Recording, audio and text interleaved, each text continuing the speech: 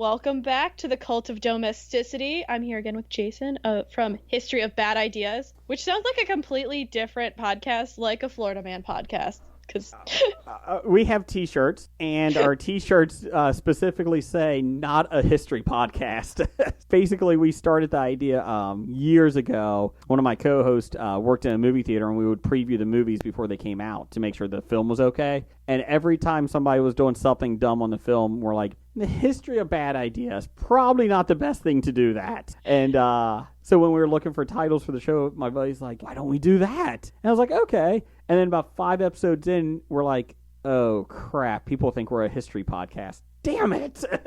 So we are not. We're a pop culture podcast every Tuesday night that we... So we do a little history, but not really much. And I'm like, don't.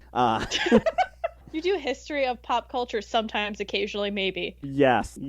That sounds good. That should be the tagline. Sometimes, occasionally, maybe. Maybe? Maybe? I mean, I put pop culture... I've kept bringing Hamilton in to a couple episodes recently, not on purpose. Mm-hmm. It just keeps coming up. I have yet to see Hamilton. I've yet. And it's on Disney Plus now, too. I don't have Disney Plus. Oh. It's right up my jam. It is the topic that I studied for 2 years and the correct period. And it upsets me greatly because we both have adult beverages now. I'm drinking an Oktoberfest, which from work, which is we don't even have any. So, and you have a Truly. What flavor Truly do you have? I have Truly orange. But anyways, we're going to talk about a rebellion, the Jacobite Rebellion. We're going to only talk about 4 of them. There are more. I think there's like 9. I don't know. Which one is Leia in? That's the rebellions I know. Is that the one? No. Is there anybody named Leia in this one? We're dealing with the French, so maybe? Maybe? Maybe?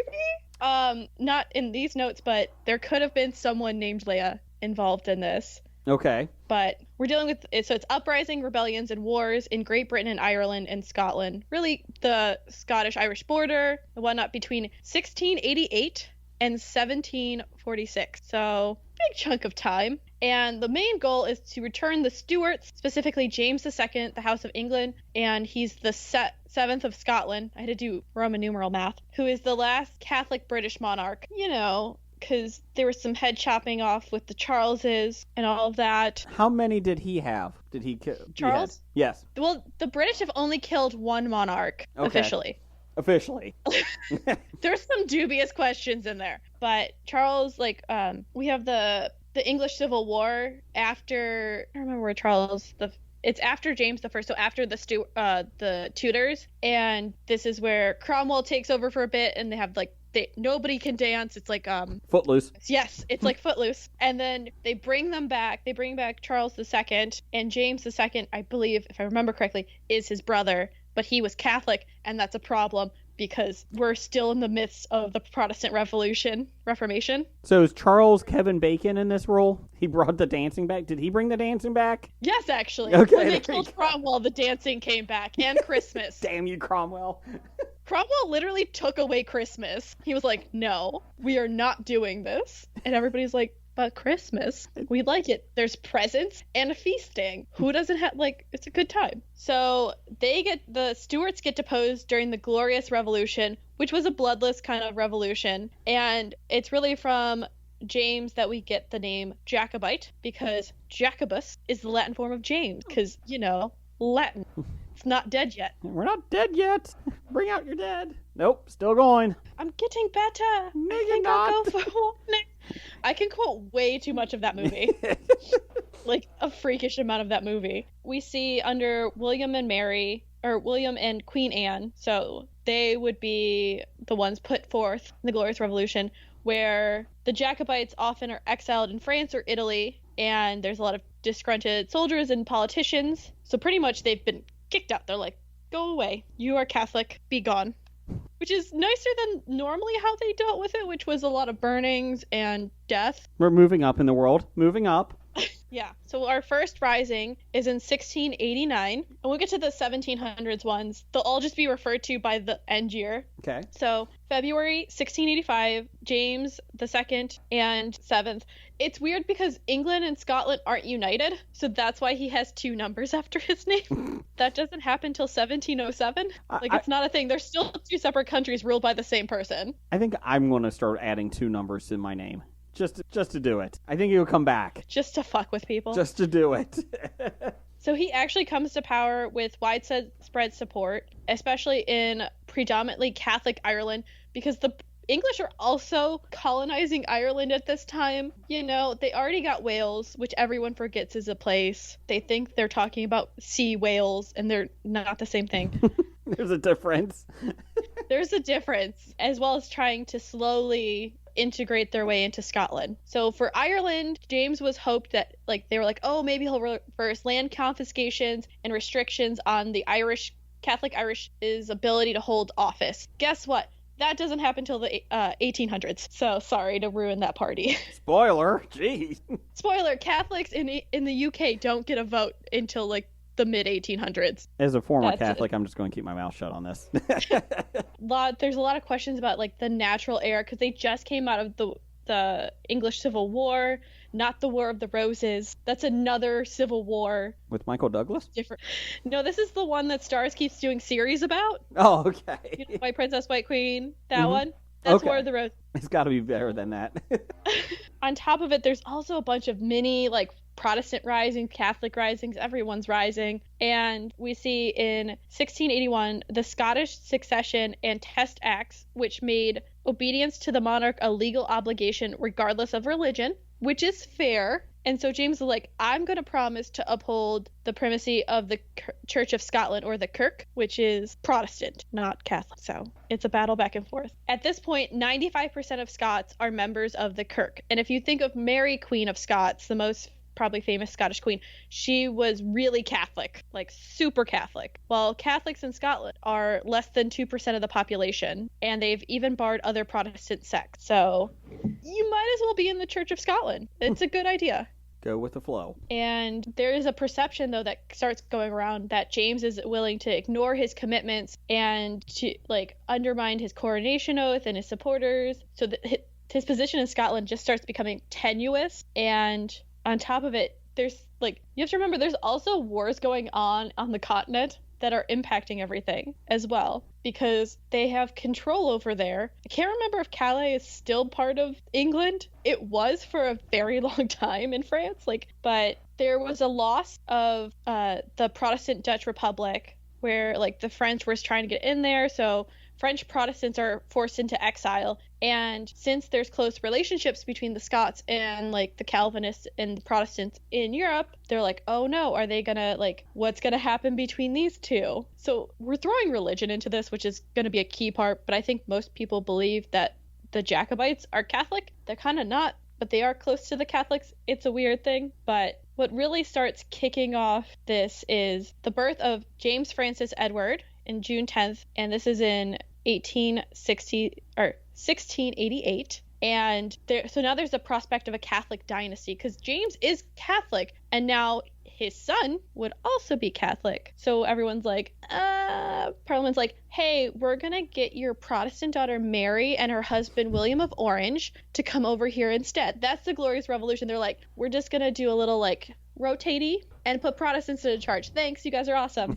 Sorry, James, Charles, everybody gone. Sorry, new child. You don't get to be in charge. Your sister is. Cool. So that's how a Dutchman ended up on the English throne. Additionally, there's a persecution of the 7 bishops, which is there's an assault onto the Church of England, which also appears to threaten the Kirk. So there's oh my gosh, what's gonna happen? Because at this point, now we're all worried, people are oh, there's a war on Christmas. Yeah, if there's a war on Christmas, we're not gonna murder people. There aren't priests hidey holes. You're not gonna get killed for your religion. And in this case, legitimately, they've burned people for their religion. So they're a little scared. Also, Christmas was completely banned for the sake of Christianity. So the war on Christmas is bullshit. Anyway. Tell you really how I feel, don't I? I don't go to Macy's and see anyone burning at the stake this year. Like, no one's burning a Christmas tree, which is a Victorian invention anyways, but... I would pay to see somebody burn a Christmas tree. That'd be kind of fun. Instead of in the middle of a Macy's? Yeah! Just damn it. You know why? It goes back to those ents. Burn a freaking ent. That's what I'm talking about. Freaking ents. Ugh. Put some jingle bells on them. Oh my God. So, this attack on the 7 bishops also appears into the Scottish Church. So, political authority for James in Scotland and England just gets completely wiped out. And so by 1688, everyone goes, the only way to prevent a civil war is to just get rid of James. Like, let's just get rid of James. It's going to be fine. Well, they're also, England, like the UK, I'm just going to call it the UK. It's not a thing at this point, but the UK was also kind of fighting with France, or threatening to fight with France, which is 90% of their history together is they're always fighting. They're like 2 siblings. Yes. And William of Orange is really like, hey, England, over here in the Netherlands, can we get like some support and materials? Because we are small and you are larger. He does get support for armed intervention across the channel from pretty much everybody. They're all like, yep, but you got to come over here. This is the start of the 9 Years' War. If you're in America, you've learned about that briefly because it impacts us. And that's the only way we learn about things. Pretty much. And we see James going into exile on December 23rd because William lands, much of the royal army had deserted James. And we see that the next February, so 1689, Parliament. This is like really, Parliament goes, William and Mary, you are now joint monarchs of England. Merry Christmas. Well, happy Valentine's Day, I guess. But... Don't mention Christmas. I keep mentioning it. We're not celebrating. It's COVID. That's right. And we also see that, William brings Scottish exile advisors in. So we have like Lord of Argyll and Melville. Because yes, Argyll is a place, in case you're wondering. And in March that year, they wanted to expel the bishops from the kirk, which... don't mess with people's religion. They get very upset. And at their convention, the delegates are split roughly 75-50 between 125 delegates. And they're like Presbyterians, Episcopalians, which Episcopalians are just the Church of England. So it's like the Church of Scotland battling the Church of England. And then there's a tiny minority that are like, we're loyal to James. Who's now in exile. Yeah, who's now in France. So he doesn't matter. Or does he? Dun, dun, because dun. on March 12th, this is always where it goes. They're like, the Jacobites don't matter. And then they're just like, you never expect the Jacobites. So March 12th, James lands in Ireland. He sent the convention up in Scotland a letter, which was read out. And he was like, I want obedience and I'm threatening punishment if you don't comply with me. So the public was like, hold a minute. What? So some Episcopalians actually stopped attending meetings. They said they were afraid for their safety, and others were like changing sides on top of it. And the Catholic Duke of Gordon held Edinburgh Castle for James. So like he actually got like a foothold back on the Isle, while the military commander Viscount Dundee began recruiting troops. So they're actually forming like rebellions. And that's the crazy thing about this. They keep forming these rebellions, like with a decent number of troops too. And this effect was to bolster the Presbyterian majority in the convention, so the Church of Scotland majority in the convention, and it would meet behind closed doors, guarded by its own troops. April 11th, the convention actually ended James's reign and adopted the Articles of Grievances and Claim of the Rights Act, which would make Parliament the primary legislative power in Scotland. Again, they're still not a united kingdom. They're still 2 separate kingdoms at this point, like England and Scotland are separate, technically. Well, later on, the next month, May, William and Mary actually accept the Scottish throne, and they're like, this convention is now a full parliament. You're welcome. So it's like the Glorious Revolution has gone completely through. Everyone's like, cool, except for the Jacobites. But Dundee getting troops to support James was supposed to complement a war in Ireland, which would rely on support from Ulster. So in Scotland, their leader was Hugh Mackay, who was an experienced soldier with around 3,500 troops. So that's a decent number of troops in this period to just like rustle up. Sure. You're not getting a basic farmer right there. You don't have like Bob and Tom over there. 3,500 is pretty impressive. Well, around 1,000 of the men were veterans of the Dutch Scots Brigade. So they fought over across the channel. And we have Ewan Cameron of Lochiel, who assembled 1,800 Highlanders at Glenroy. So then Dundee joins them with around 40 companions. So he is the low man on this totem pole, just rolling up with 40 on May 8th. And they're going against Mackay. So you have around 2,000, like a little under 2,000 men against 3,500 men. So you're a little... Mackay knows that Highland warfare is very short term. It's like much more of like guerrilla style than like everybody lines up and we all fight like all orderly like we always see in, I'm trying to think of like the Napoleonic Wars or that horrible movie The Patriot. Very accurate movie. Very accurate. That they have New England towns in the South. Yes, so accurate. So accurate. But that Mel movie Gibson. doesn't know where it's taking place. Yeah. So Mackay just keeps like moving away. Dundee returns to Glenroy in late June, and most of the clansmen are like, deuces, and he has less than 200 men. I just love that the clansmen were like, dude, we were here. It's been a while. We haven't really done anything. We gotta go like take care of our stuff. Okay, bye. Because of this, Gordon surrenders Edinburgh Castle in June 14th, while the Jacobite retreat in Ulster, like, really, they couldn't even resupply.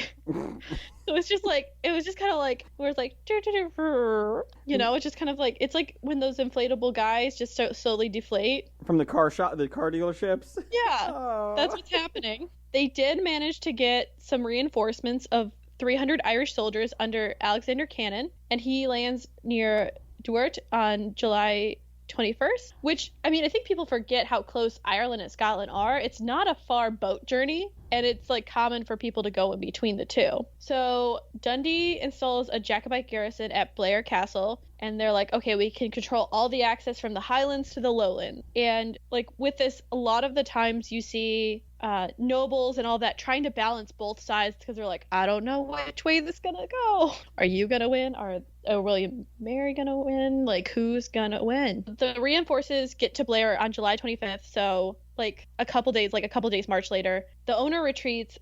Mackay left Perth with around his 3,500 men, and they're like, okay, let's go. They meet at, oh god, I should have looked this up. Killiecrankie?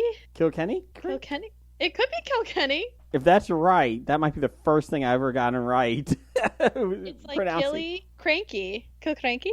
I'll try to make it sound Scottish. I'm sorry, Kevin. I'm so sorry, CK. I'm so sorry I could have asked you. We're going to Kilcrankie. Home of Michael Caine. That's not accurate. That's not accurate. Not accurate at all. So they meet there 2 days later. The Jacobites actually win a resounding victory. They inflicted nearly 2,000 casualties on Mackay's army. So they're down to 1,500. I can't do some math. That's pretty impressive that they took away 2,000. Yes. It is their home territory, so they do know the land better. Mm-hmm. Also, their hatred of the English is very strong. But a third of the Jacobites were killed, including Dundee. So Alexander Cannon takes over as leader, but his options are limited. They don't have siege equipment. He can't capture a port, so they're shit out of luck. There's no chance of supply, and they have no cavalry. So they're like, what are we going to do? Mackay, on the other hand, he goes, okay, they're kind of shit out of luck. As long as I avoid another ambush, we should be good. So there was an assault on Dunkeld in August, which they got pushed away. The Jacobites have heavy losses. Cannon ends the campaign for the year and disperses his army. He's like, it's winter. It's going to be cold. Let's regroup later. Mackay actually winters in, like, he would go around and reduce Jacobite strongholds. So he'd go and search for them because he knows they're just going to be hunkering down and trying to, like, survive the winter. And he constructed a new base at Fort William, which was named after the new king, during the weather, which actually led to food shortages, which isn't good if you're trying to feed an army, because you kind of need bodies, because at this point you could kind of win wars by just throwing people at it. Like, that's what Stalin did. Yeah. It worked. You have enough people, they're going to take over, especially then. You're not worried about technology. Here, just go out there on the field. Have a good day. Well, like, the British have cannons and cavalry, and, like, they can get reinforcements, so they do have the opportunity to throw men at it. Mm-hmm. I always liked that back then. It was basically, if you could survive the winter, then you're okay. But no one ever survived. One army never survived. One army always got depleted during the winter because they didn't have enough food or anything. Yeah. Thomas Buchan replaces Cannon in February of 1690, but he could only gather 800 men, and then was taken by surprise at Cromdale in May. So they lasted 5-6-ish months, and his forces scatter. He gets pursued into Aberdeenshire, and this really, he can't get a secure base to like regroup all his men. And we do see that November, Mackay actually relinquishes his command to Thomas Livingstone, which I was like, he is doing a good job. He should not relinquish his command.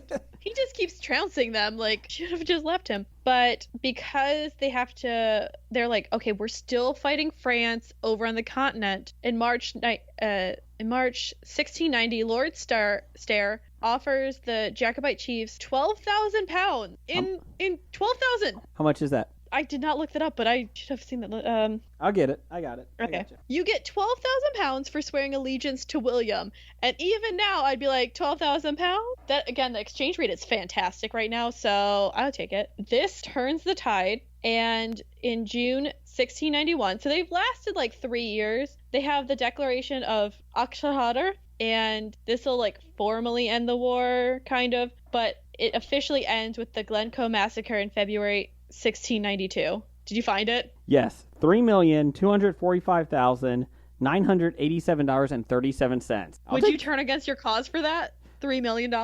No, not really. I don't think I would. If I can't be on somewhere in exile for the rest of my life, I don't know. Well, I don't know. 3 million. I don't know. That's a tough call. In 1690, probably not. I mean, well, maybe because you're only going to live to, what, 55?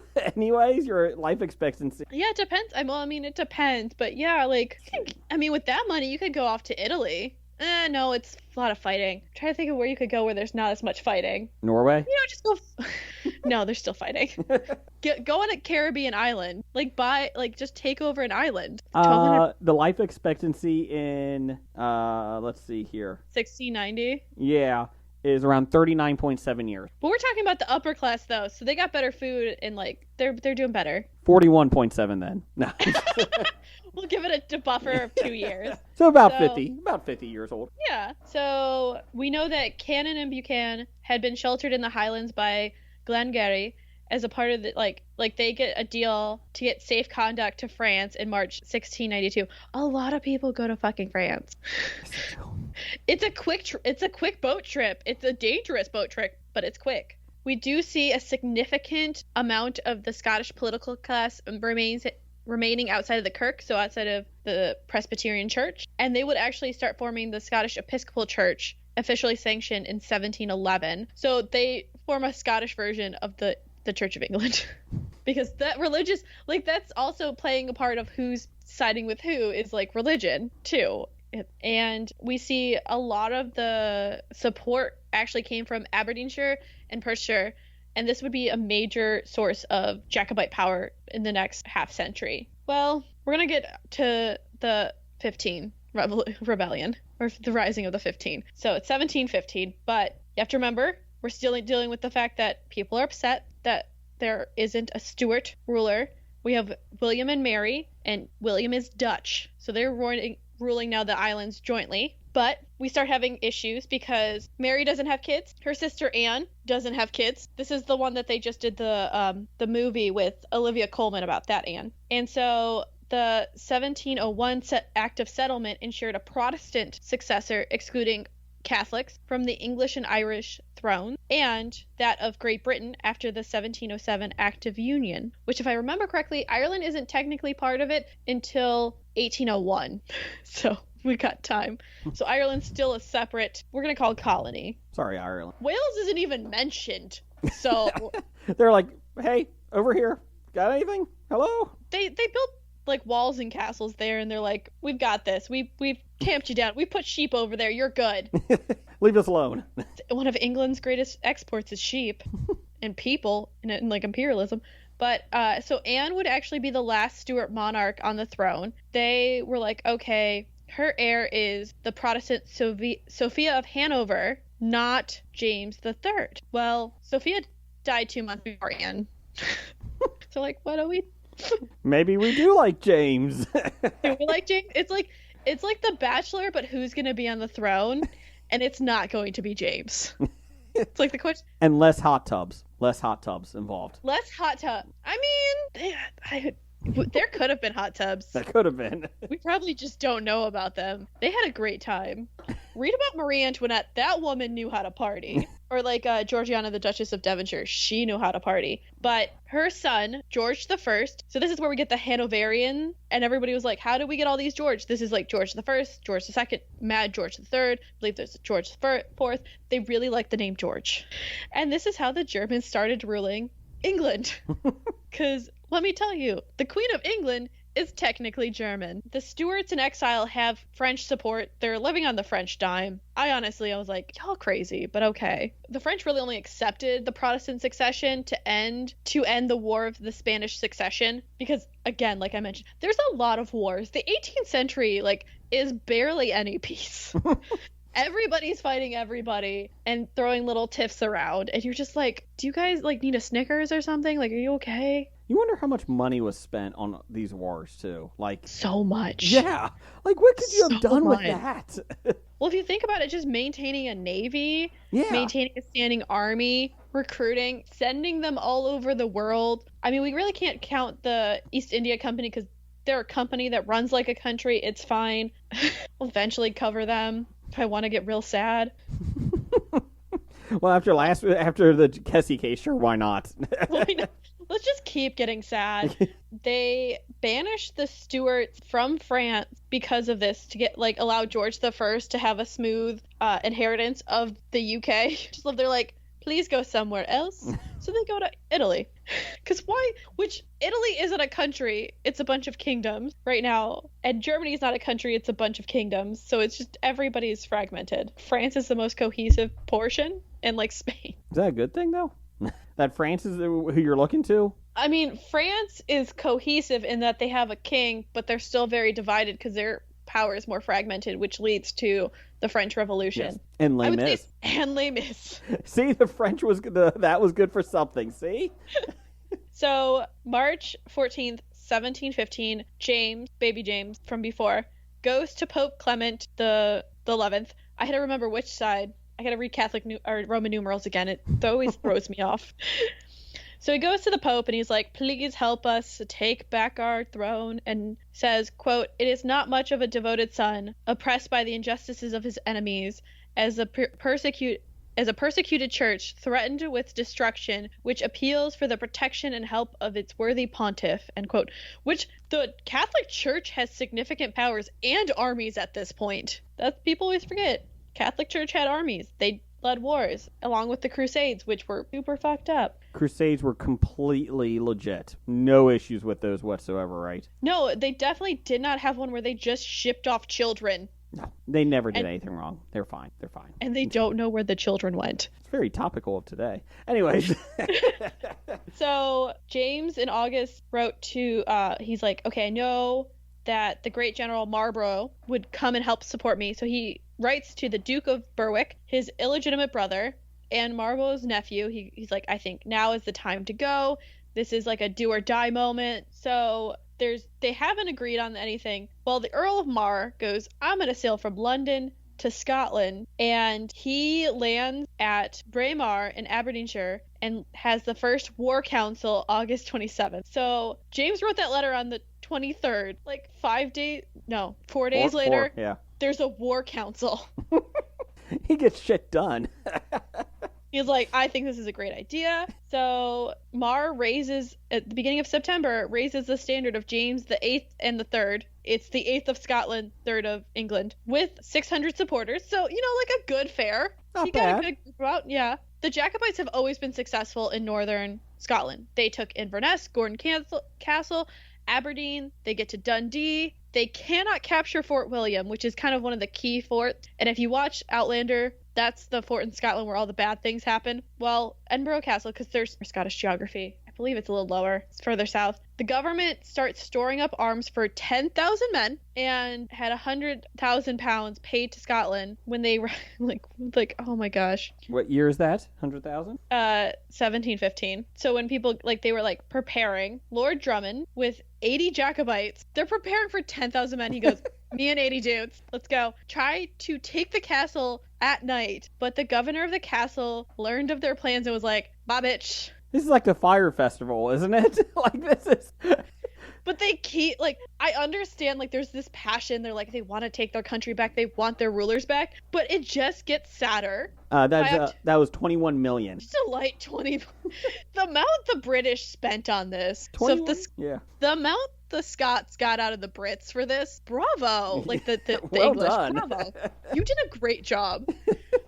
So in October, Mar's force is near 20,000. So he gets more and more people. So these 20,000 men take control of all Scotland above the Firth of Forth, apart from Stirling Castle. So they got a good chunk of Scotland. But Mars was like, I don't know. And when they capture Perth and begin to move south, 2,000 men were like kind of like they're waffling. Mar gave like this hesitation around 2,000 men. The Hanoverian commander, the Duke of Argyll, increased his strength. He got reinforcements from the Irish garrison, because you have to also remember there's a lot. They're subjugating Ireland as well at this point, as well as Wales. The 2,000 men at Perth, they're like, okay, what are we gonna do now? You gotta be rapid. You're trying to take over a country. You gotta keep going until they don't realize you're there. Well, the 22nd of October, close to the day we're recording, Mars gets his commission from James. He goes, I'm appointing you commander of the Jacobite army. Bitch was. I'm sorry. He just took charge. He was like, I'm leading the shit. James is like, I officially put this little, like, thing on you. You are now leaders. Well, Mars actually outmans the Hanoverian army 3-1. So shit got met. Like, he got a shit ton of men. He could, like, throw men at it. Not a good idea, but he could. So he's like, let's take Stirling Castle. On November 13th, they meet at the Battle of Sheriff Muir. Yes. We're going with it. I'm so sorry. It's Sheriff Muir. Cranky, I think you're right. Sounds like I'm trying to be really... It doesn't help that my allergies are acting up either, so it's just... my voice will be great by the end of this. Just own it. You'll be fine. Just own it. I don't have COVID. That's all I have to say. Sheriff Muir. The fighting was really indecisive. You know, they keep going back and forth. So the Jacobites are at 4,000. Argyll, so the Hanoverians, are at 1,000. So you're like, easy enough. More men, you win. As the Jacobites advance on Argyll, who is poorly protected, he didn't close in. He goes, I got this. You know, it's fine. Argyll lost 660 men, which would be 3 times as many as Muir. Or 3 times as many as Mar. But Mar's like, I'm gonna go back to Perth. Really like Perth. So the same day, Inverness surrenders to the Hanoverian forces, and like we just keep seeing them getting defeat, so they kind of are petering out. Meanwhile, in England, so there's another front to this war, this rebellion, because you bet they went into England. So there's a Jacobite conspiracy in Western England, which had 3 peers of the realm and 6 MPs, so 6 members of parliament. The government actually arrested the leaders, including Sir William Wytham, on October 2nd. And, you know, Parliament was like, yes, we officiate these. Like, after the fact, they're like, yep. So this is where the government starts sending reinforcements to defend Bristol, Southampton, Plymouth, because they're like, they're afraid of a French invasion, basically, either from Ireland or from France, because they always are afraid that the French are coming from Ireland. And I'm like, they have to go all the way around. That is not the most easy way to get there. I guess if you're trying to surprise, but still, it never made sense for me. Oxford falls under government suspicion. The General Pepper led the dragoons into the city and arrested leading Jacobites in Oxford. So the main rising up in the west of England gets stalled. The secondary rising in Northumberland goes forth October 6th, which included Sir James Radcliffe, the 3rd Earl of Derwentwater. Go with it. I'm just laughing because I'm like, there's probably a perfectly natural reason for it being named that, and it's something near water. like you can see it. And William Widdrington, who is the 4th Baron Widdrington, and the future peer Charles Radcliffe, he would become the 5th Earl of Derwentwater. God, I love British names. Please. So like they're starting this rising, as well as with getting joined by Edward Howard, who'd be the 9th Duke of Norfolk, which is a pretty powerful duke to have on your side. Norfolk is pretty powerful. It's a powerful port. There's a lot of business in there. He would join in Lancaster, as well as Robert Cotton, who was one of the leading gentlemen in Huntingdonshire. So you have top officials joining this. They're like, yes, we want the Hanoverians out. And the English Jacobites are joined with the force at the Scottish border. led by William Gordon, the 6th Viscount Kenmure. And, this is what's going to receive Macintosh's contingent. So they march into England. So they actually, the English fears of, an invasion did happen, but from the wrong border. They're coming down from Scotland. And the government forces catch up with them at the Battle of Preston. That would be November 12th through 14th. The Jacobites won the first day of the battle, killing a large number of Hanoverian forces. But, again, when you're on home territory, it's easier to get reinforcements. Sure. So, government got reinforcements the next day, and the Jacobites were like, we're going to tap out, please. We were kidding. We apologize. Sorry. Most of the lower class people, you fucked. That whole rebellion, I don't know what you were talking about. We were just, my bad. And you go in prisons, and we'll see later, they hunt people down. It's a lot. And the prisons were not great back. Do you want to get a disease? Because that's how you get a disease. Except for maybe a VD kind of disease, like syphilis or something. But most other diseases, it's not a clean place. You're not coming out of there in a good position. Also, you have to pay to be there. Oh, that's right. The fines. That's right. You pay for your food. You pay for all this stuff. And if you can't, then you get put in debtor's prison, and then you get charged to be there. I'm just it's a lot. So, December 22nd, James arrives in Scotland at Peterhead. And you're just now you arrive? So much stuff has happened. Let me get you caught up. Yeah. And he gets to Perth on January 9th, so he moves pretty quickly, where the Jacobite army is numbered fewer than 5,000. So, not a bad force. That's not horrible. No. It's not the 80 that try to take Edinburgh Castle, but, you're doing okay. Whereas, Argyle's coming back up. He's coming for you. I just keep picturing it as a sweater, though. Maybe he went to war with a sweater. How about that? With an Argyle sweater. Yes. I will hit you with fashion and my sword. I hope you don't mind. This sweater will strangle you. So the government forces have heavy artillery, and they're moving quickly. So Mar is trying to get up to Perth, because remember, they tried to take out Stirling. They failed. And so Mar's we're going to burn villages so that way Argyle cannot get supplies. Because that's kind of how you would do it unless you had supply trains. You just steal shit. You were the government, so I guess it's requisition shit, but it's borrowing. Borrowing without not giving money or returning. Yes, it's like a bad neighbor. Yeah. So, January 30th, Mar leads the Jacobites out of Perth, and James leaves February 4th, going to Montrose in France. So he's like, goodbye, Scotland. I will miss you. So he's there he gets there at the end of December and leaves at the beginning of February. So he's really only there for January. I've seen enough. He misses most of his uprising. I've seen enough. Have a good day. I should say his first uprising, because he lives through all of them, actually. Many of the Jacobite prisoners were hung for treason, or tried for treason and sentenced to death. I'm just going to say, I guess, just picture what happened in Braveheart, or just people being hung. Do what you will. We do know that Henry Oxford on May 14th, 1716 was hung, drowned, and quartered at Tyburn, so in London, because they would take him to different places and make an example of you. And Game of Thrones, where they put people's head on pikes on the gates, they did that on many cities. They did that, or put your body in a cage until you basically decayed away. The drawn and quarter might be the worst. I think that might be worse than any. Yeah, the horses. Yeah. Because you're alive. Yeah, they take you, if I remember correctly, it's horses to each side. Uh-huh. Drawn apart. And then they keep doing that till you're quartered. There's one where they cut you, they cut you open while you're still alive. What's the one with the ship? The ship, isn't that there one? Is that Keyhaul? Oh, Keelhauled. Yeah. Keelhauled. They just drag you along the side of the ship. I mean, that's got to be awful too, right? I mean, none of them are good. The drawn and quarter might be the worst. You drowned first. Yeah. And if you've seen the bottom of ships, there's a ton of barnacles. None of them are great. You just want. That's why Anne Boleyn paid for a French swordsman to decapitate her, because it was she got the honor of paying to someone give her a quick death, because other deaths, you don't practice being an executioner. Let's put it that way. No. There's nothing on that. You're not chopping a carrot and go, you know what? I think I'm good at this. Let me go do that. Yeah. So the Indemnity Act of July 1707 pardoned all of those who'd taken part in the rising, but the whole clan of Gregor, including Rob Roy McGregor, was specifically excluded for benefits of that act. So no forgiveness for you. Everybody's good except for you, and you. Fuck your whole family in particular. Because that's like a clan kind of deal, like, fuck all of you. I don't know what he did, but he just pissed them off a lot.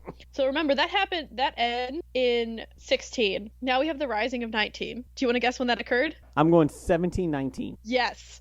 We waited 3 years. Because, so remember I said there's the War of the Spanish Succession, and that's happening during this time. And there's also Philip V of King of Spain, where he's fighting the British in Sicily, like he's occupied in Sicily. So he's like, you know what would be great to distract the English? A Jacobite rebellion. We haven't had one in so long. Let's do it. We've had the first one, we've had the second one, but what about 11sies? You know, there are so many Lord of the Rings references in these. Do they get Ents to walk with them? Do they get Ents? There are no Ents in this. They would have won. They would have so won. So the Spanish, and I believe we're still in the Bourbons, so you know, or the Habsburgs, so you know, like the Great Jaws, the inbreeding, great times. Spanish were like, okay, let's get George Keith, the Earl of Marschall, who had been exiled in Spain since the 1715 rebellion. You know, it's fine. They're like, you were kind of there for that rebellion, but let's bring you back. So they were going to get 5,000 Spanish troops under the exiled Duke of Ormonde to land in southwest England and march on London. So they're like, fuck going through the north. We're coming to you from the south. Surprise. Ormond wanted to add another element in this because he's involved in peace talks between Sweden and Russia. Like, how many European countries can we add to this at this point? Charles XII of Sweden was in fights with the Hanovers over territories in Germany because, remember, Germany's not a thing. And, you know, they're like, okay, we're going to get Swedish troops. But guess what? Charles dies. Sorry, Charles. I feel like that's how it goes a lot. It's just like, and they died. And their plans were foiled. So he dies in November 1718. So the Swedes are out. And the Russians are just kind of out because they're like, this is no. The Scottish landing was commanded by George Keith, who left Bessages on March 8th, and he gets 300 Spanish Marines aboard 2 frigates. They land at Stornoway in the Isle of Lewis, where they're joined with exiles from France. This includes the Earl of Seaforth, James Keith, the Marquess of... Own it. Tullibardine. Sounds good. Yep. George Lord Moray, and Cameron of Lochiel. So we've heard some of these names before, like, oh yeah, they're back because they got kicked out. They're like the Rolling Stones of rebellions. They just keep coming back. Like, it's from Scream Queens, surprise, bitch. Remember me in 1715? We're back. Playing our greatest hits. Yes. The British were upset with the French because they're like, stop allowing them free passage. Like, stop. They also believed that the French were allowing this because they're like, they have expensive pensions granted by Louis XIV to Jacobite exiles, so the French government's paying the exiles like pensions. Fair. That's a lot of money. So like extravagant lifestyles, you know, you got to keep up. You got to have all the carriages. You got to go to the parties. The wigs. Oh, the wigs. So many wigs. So Tullibardine he's like, okay, we should wait until we hear from the Duke of Ormond. And Keith is like, let's take Inverness before the like they're aware of this. Well, Keith wins out and they land April 13th at Lochshaw. Let me try it again. Lochshaw? I'm just gonna wait for the angry UK listeners right now. Lockjaw. Just go with Lockjaw. That's what you're going with. That's what it sounds Lockjaw. like. Lockjaw. Lockjaw. We're America, damn it. Just go with that. We really can't judge because we already butcher all of their names. Oh, yeah. Versailles, my favorite one. Versailles. Sevilles? Man, there's no way that is. So they land in Lochshaw in Mackenzie territory and then set up a base at Eilean Donan. And there they learned that Ormond's not coming. The fleet was damaged by a storm and they couldn't come. I don't feel like it. Have a good day. It's like, oh, we should have waited. We would look less dumb. And so Tullibardine was like, he's the commander of the land forces. He's like, let's retreat. And Keith had prevented this by ordering the frigates back to Spain. So they are stuck there. There's a lot of really great decisions that are happening. So they're like, well, let's go to Inverness. They get around 1,000 men. They have 400 Mackenzies, 150 Camerons, Spaniards, and other various groups. So this motley Goonies crew is going for it. It's like one big super group. It's the Live Aid or like the We Are the World like thing. U2's there. Is Bono one of the generals in this? Sure, Bono. Why not? Bob Dylan's in the back like, why am I here? You know. He does that now anyways. Anytime. He always did that, Bob Dylan. Why am I here? I don't know. Go out there. Just sing along or act like you're singing. It's fine. It's fine. Just look like you belong. No one cares. They brought arms and ammunitions for 2,000 men. They stored the access at Eileen Donan, and they left it guarded by 40 Spanish Marines. Well, the Royal Navy hears about the landing at Stornoway, and they're like, cool. So 5 Royal Navy ships come up. They did not know that the Spanish frigates had already left, which this is about when the British Navy is starting to get the reputation of being a really fucking awesome Navy. And, you know, if you think about it, they have 4 50-gun fourth rate HMS, so they're the Assistance, Worcester, Dartmouth, and Enterprise, and a 24-gun sloop, Flamberg. So they got some gun power. They got a little firepower. Just a smidge. Just a little bit. The Spaniards are like, we're going back home with Ormond. We're leaving. Have a good day. We're going to get our little, like, dinghy, and we'll just row across the channel. Like, we could. Have a good day, guys. I don't like England in March anyways. Mm-hmm. So the Assistance and Dartmouth are patrolling the waters around Skye, with the Worcester, Enterprise, and Flamberg anchored off Eileen Donan on the north side of Loch Durrick in May 10th, you know? So Tubarlene sees this and goes, okay, let's go inland, because we cannot escape by sea. Which is fair. True. 5, like, British Navy ships, you're like, and he didn't even want to be here. I'm not even supposed to be here. What's this? This is my off day. I was not supposed to be here, and now I got 5 ships coming at me. No, I'm done. I'm out. So the government force under Joseph Reitman is advancing towards them from Inverness. So they stuck between a rock and the British Army. The landing party had captured the castle by the evening, and the prisoners are taken by the Flamberg to Edinburgh. So they already got those 40 Spanish dudes. They're already taken to Edinburgh. They are reported to be as an Irish captain, a Spanish lieutenant, a Spanish sergeant, 39 Spanish soldiers, and a Scots rebel. It's like, it literally is a motley crew. It's so they had blown up the castle. The ships remained at Loch Durrick for the next 2 weeks, looking for the rebels, raiding the nearby town of Stromsferry and the island of Russay. Then we get to the Battle of Glenshiel. It's the 10th of June, 1719. This is like the saddest one. It's just like, guys just barely landed and you already got, like, people taken. So General Joseph Reitman leaves Inverness for Glenshiel on June 5th with around 1,000 men and 4 Cohorn mortars, like cannons. They reach Loch Clonenny on June 9th. So they're 8 miles away from the Jacobite camp. Tubarlene had blocked the pass running through Five Sisters Hills with the Spanish in the center and the Highlanders flanking on either side. They built a series of trenches and barricades, so they're gonna lay Miz this shit.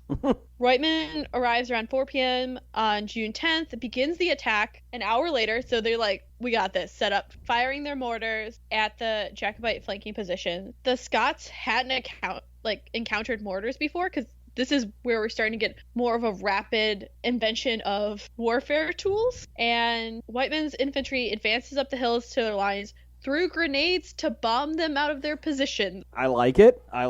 So we have 18th century grenades, like early 18th century grenades. I'm like, those have got to be real stable. Real accurate. I don't see anything that could go wrong with that.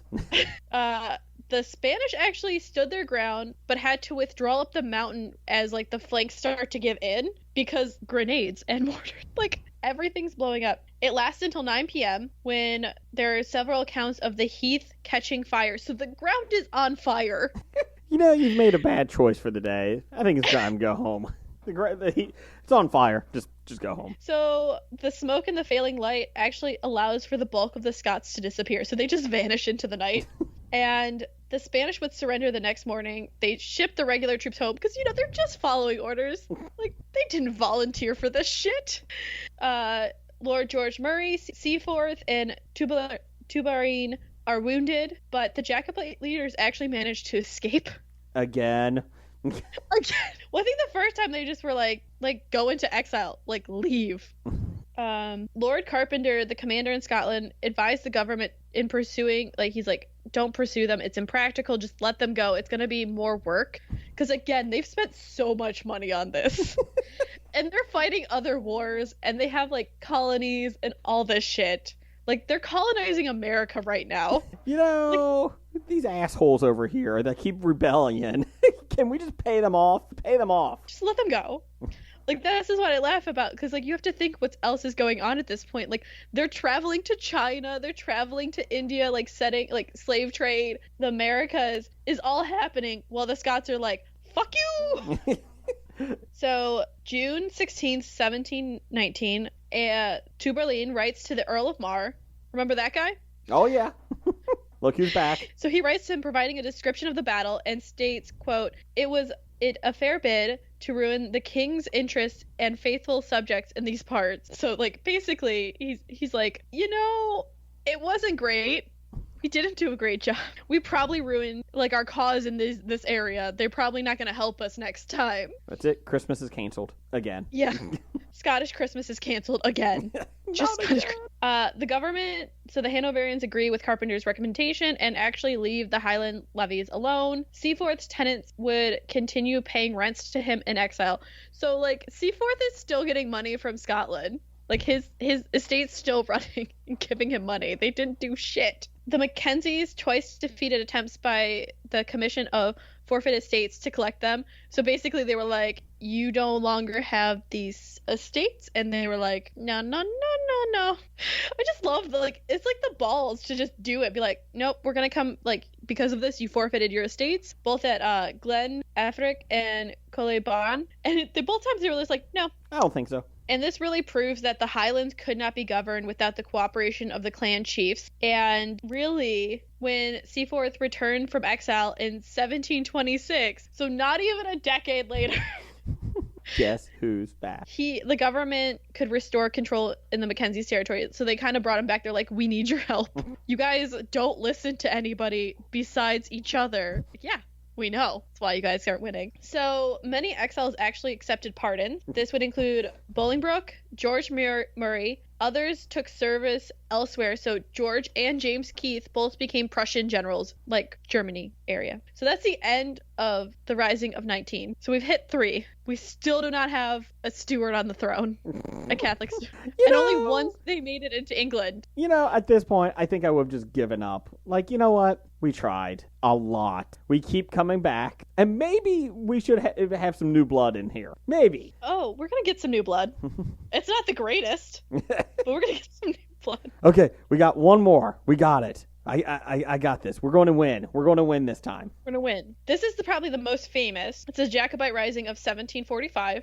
This is probably the one most people know of because, they left it alone for a couple decades. Like I said, 19th to the 20s. They got 25 years apiece. Everyone, shh, we all forgot about it. It's fine.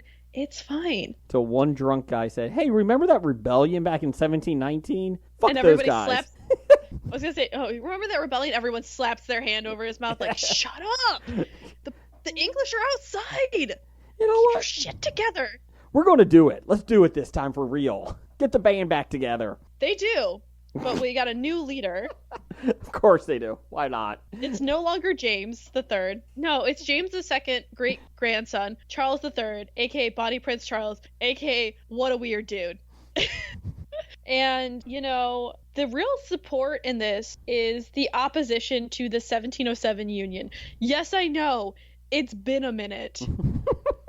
But they bitter. And, so there was some opposition, but it's really, the economic benefit. They're like, money, obviously. What is it? Who said it? It's the economy, stupid. The economy plays a big role. If you can feed your family and shit and have nice things, people tend to not revolt. Correct. So we really see this marked in Edinburgh, which is where the former Scottish Parliament was, and in the Highlands. So the lowlands of Scotland, which are, some say, northern England. I don't, but, it's easier. It's not as hilly. There's more population there. What's Charles' plan? Oh, Bonnie Prince Charlie. He wants to reclaim the throne of a united Great Britain. So he wants to keep it united, but he's like, I should be on the throne, not that German dude. and rule on the principles of divine rights of king and absolutism. Remember, he grew up in France at the time of the Sun King, the guy who built Versailles. And so, like, that idea is really, really popular over there. Not so popular in England and Scotland. These ideas were rejected by the 1688 Glorious Revolution, and his, it just starts to he gets like insular advisors who are like long-term English or Irish Catholic exiles. So you have people who haven't been there in a while and they're like, this is a great idea. And he's like, yes, it is. That never happens nowadays. No, never. Never. This is different from Scottish Protestant nationalists who were the bulk of the Jacobite support in 45, who really opposed the Union, Catholicism, and arbitrary.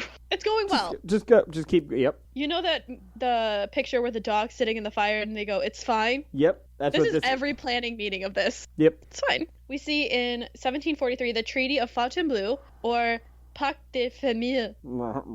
Louis and his uncle Philip V of Spain, because Habsburgs just be fucking everybody. Literally be fucking everybody. Look up pictures of the older Habsburgs. Their faces be fucked up.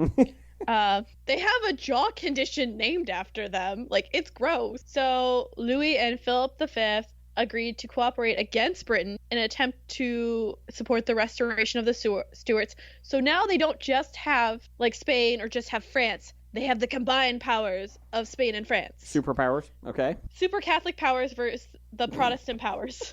Which sadly, after the Reformation, is just how things start organizing, except for France and Spain still fucking hate each other. They're married into each other, but they still hate each other.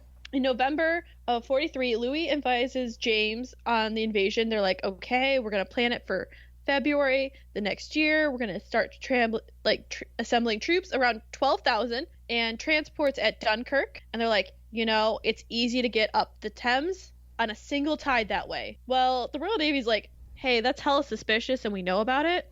Which you never want to fight the Royal Navy anyways. Well, yeah, at this point they've already taken out the Spanish Armada, they have big battles under their belt. And, the French are like, okay, we're going to go in Brest and we're going to do they're basically putting in a show. They're like, we're preparing over here. We're preparing over here. The Royal Navy's like, dude, we patrol the channel all the time. We can just sail up and down. It's cool. Thanks. You do you though, sir. So James III is chilling in Rome with the Pope. He is. Why not? I'll be honest, at this point, fuck this guy. I mean, seriously. So Charles secretly joins the invasion force, but when the French Admiral Rocamou? Yep, that sounds right. Fils squadron left Brest January 1744, the Royal Navy was like, nah, we know this is fake, and they don't follow. That's awesome. So yeah. They're just like, nah. And the ships are chilling there too. They're like, nah. Naval operations against Britain actually take place in winter because the winds and tides make it harder for the British to actually have a blockade because of the winter storm. So they're like, it's the best time to do this, but that's their best defense. Remember in 1719, they couldn't get up to England to invade from the south because there was a storm and They had to turn around. That's also how they won against the Spanish Armada. The channel was just like, later bitches. Well, storms sank a number of the French ships and really damaged others. So Roquefils actually died. He was in the casualties too. So you're just like, March, Louis was like, cancel the invasion. Let's just declare war on Britain. Let's go. I like the idea of that. This rebellion's not working. Just do it. He's like, and Britain's like, that escalated quickly. Remember that small rebellion? Yeah, it didn't work. The French are just sitting over there flipping them off like, oh, fuck you. That's how I want to just picture them as the Monty Python knight taunting King Arthur. We already got one. And that's all this is. We already got one. Fuck you. Just chucking cows at them.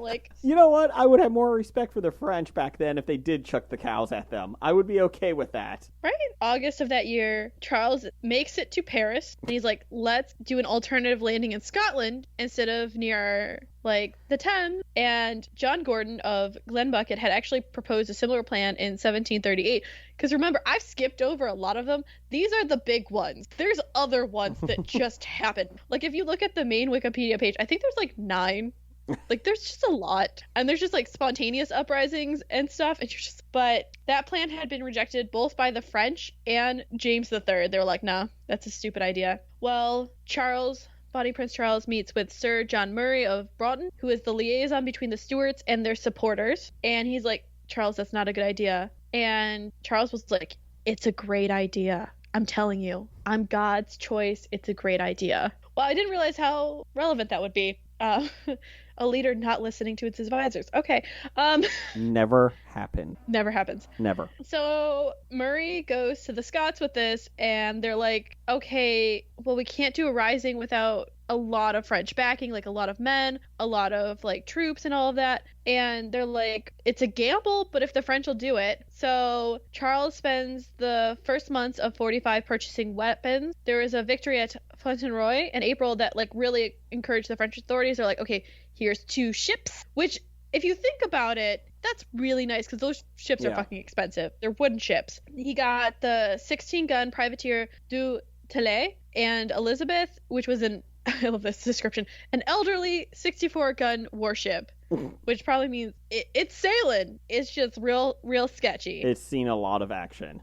Yeah, and they captured it from the British in 1704, which actually, for a wooden ship, that's an old fucking wooden ship. And it would carry the weapons and around 100 volunteers from the French Army's Irish Brigade. Because there'd be brigades of different, nationalities fighting in Europe because you would just go where the money was. So you'd be like, there'd be like French soldiers in the British Navy, like Irish soldiers fighting with the Italians. Like the Scots were well known to be hired out. It's a great way to make money and send it back to your family, or if you don't have opportunities. Well, July 1749, Bonnie Prince Charles arrives in Outer Hebrides and gathered support. And by September of that year, they managed to take Edinburgh without a fight. So they just stroll up.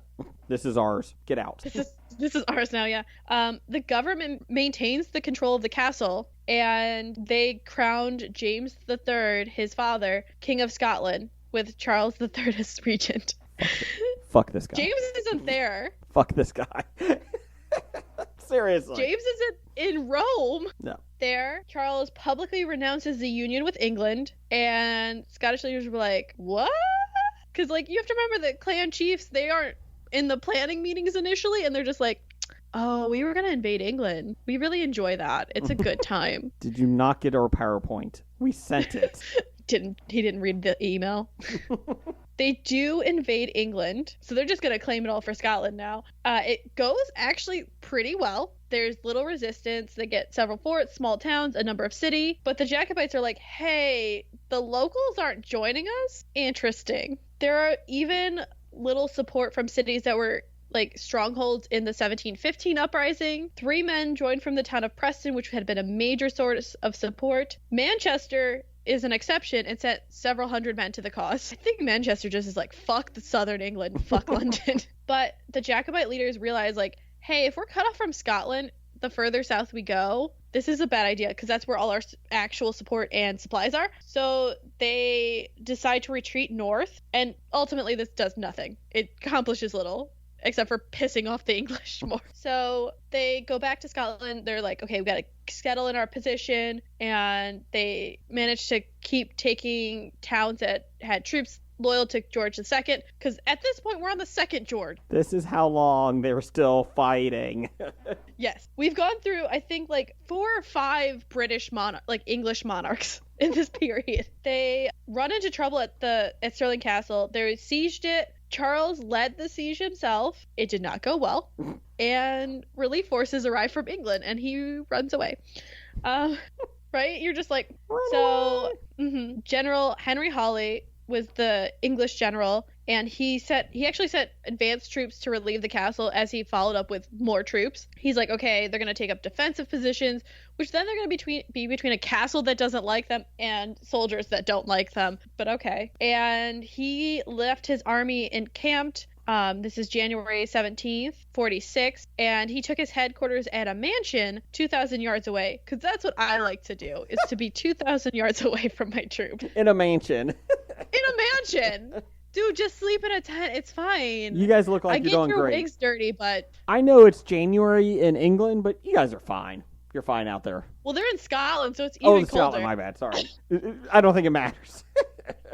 It's January. And you're not in the southern hemisphere, so it's cold as hell. Yes. Well, the Jacobites were like, oh, hey there, friend. Attack. Hawley did not realize the attack was coming until the battle had basically begun. So, because he had ignored the earlier reports, like, hey, there's people coming. And so the men and the guns were out of position. Plus, it had rained a lot. So trying to move like heavy ton-pound cannons in the rain, not going to go easy. well. Also, imagine so many men marching and stuff. It's muddy as hell, so they're not moving fast. The Highlanders decimated Hawley's cavalry charge, and the Highlanders launched into their famous Highlander charge. They would fire a single volley, then dropping their guns and charging with swords through like the wind and the rain. And the English were like, nah, we good. Could you imagine that? You see people like, they bend down, shoot, drop, like, fuck the gun. It takes like 5 minutes to reload and just come out swords blazing, and you're just like in kilts. Like, I would be scared too. So they win that battle, but they will meet again at Culloden. Have you heard about what happens at Culloden? I have not. It doesn't go well. Let's put it this way. This is April in Scotland, so it's damp. I'm assuming it's mostly damp. It's always damp. But it's especially damp. So the government forces, so the Hanoverians are led by Prince Augustus, the Duke of Cumberland, while Charles commands the Jacobites. So Charles, I will give him this. He was there. He did do things. He showed up. Thank you, Charles. He did. Which is more than his dad did. Remember, his dad was there for the month of January once, and then just never showed up again. Fuck that guy.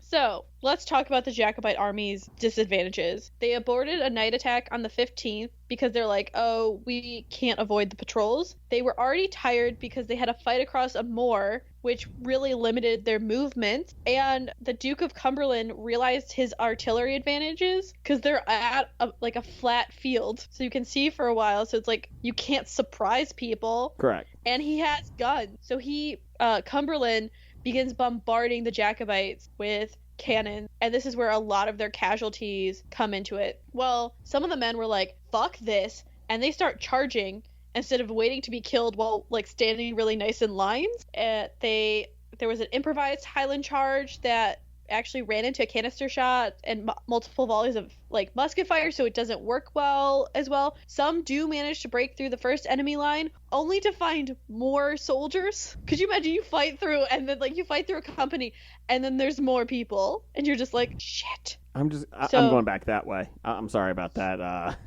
I'm accidentally here. I think I parked that way. I gotta go.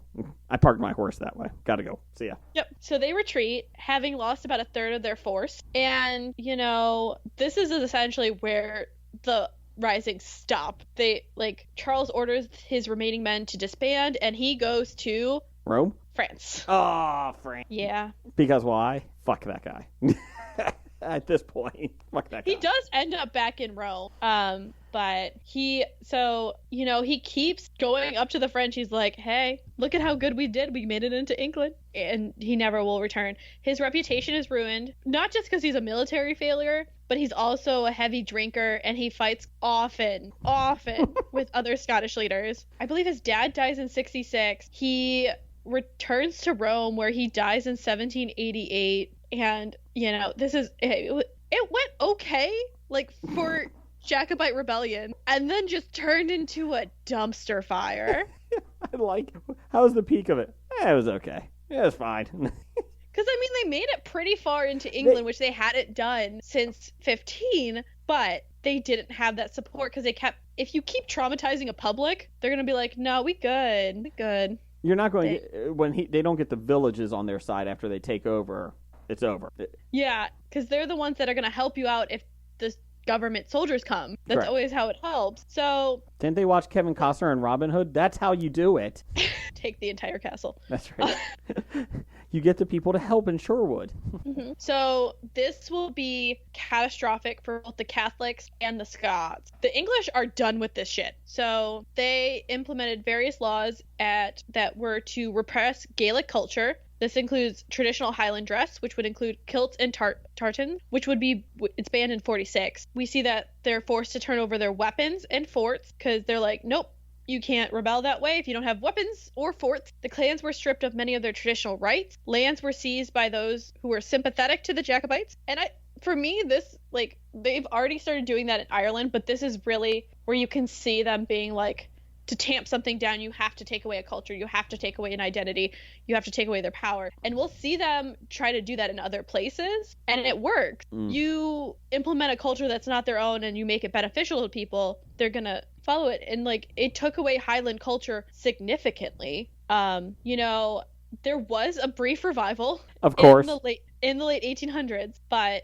it loses popularity as monarchies across Europe collapse during and after the Second World War. There still are Jacobites today, but it's like after 45, it was just, especially like when you look at Bonnie Prince Charles, he is such a weird, tragic figure and believes so much in himself that he just doomed it. Because his father, James, was like, I think more pragmatic about things. And Bonnie Prince Charles is like, well, it's my God-given right. Everyone should listen to me. And how many times does that happen in history and it failed? Every single time. Well, it's like, it works if you're also an expert like a strategist, or you're good at like, politics. Like, that's how the Sun King did it. He thought politically, and he said it was his God-given right. If you suck at it, it's just not going to go well, and your people are going to suffer. And like, the sad thing is, I think that was his only time in Scotland was for the rebellion. So those are the Jacobite rebellions. It's very long. I'm sorry, not that sorry.